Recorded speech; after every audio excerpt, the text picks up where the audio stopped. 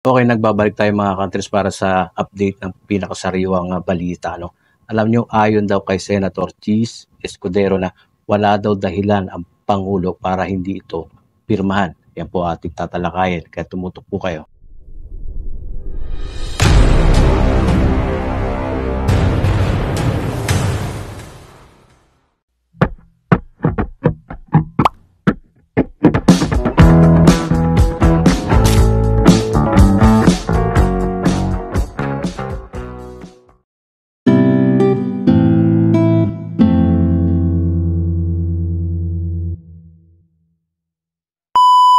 No, sabi nga ni Senator Cheese Escudero, sigurado siya nga pipirmahan ni BBM yung panukalang batas para nga palawigin, no, at iurong yung from December 1 to 2025 to November 2026. No, kasi ayun daw yung kanilang napagmitingan, no, yung kanilang meeting na natapos sa LEDAC.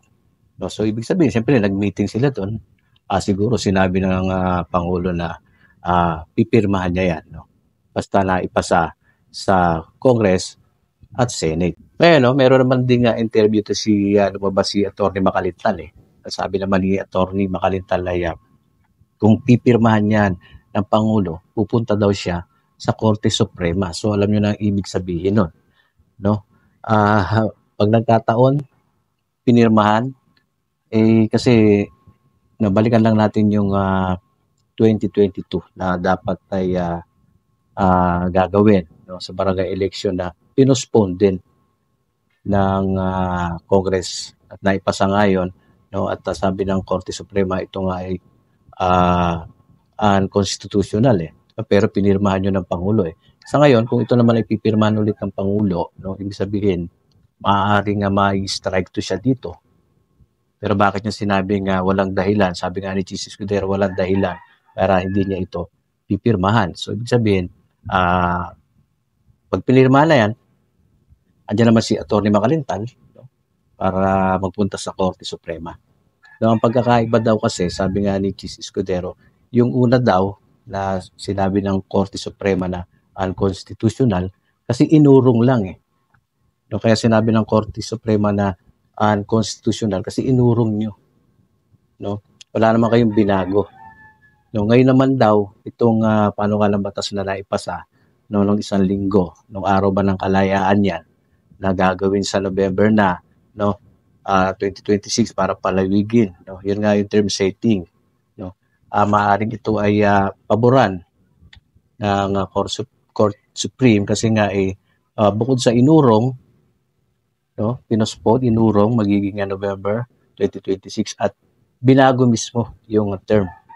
Binago mismo yung term na from 3 years magiging 4 years. So, sa pagkakaintindi ng Senador Escudero ay yun nga. At hindi raw walang dahilan para sabihin ng Court Supreme na ito daw ay unconstitutional. So, para sa akin lang, yung una kasi noong 2022 pinospone. Kaya unconstitutional. Ito naman daw ay pinospone at pinago yung term. Parang pareho lang din. Parang andun pa rin yung postponement. Get nyo mga kantes? So para sa akin lang din, parang unconstitutional pa din. Diba? Parang unconstitutional pa rin. Bukod sa inurong na, binago pa yung term. No? Mas lalong iinit, no? Pagka ina-analyze mo wala pa rin kasiguruhan ito mga ka-hunters.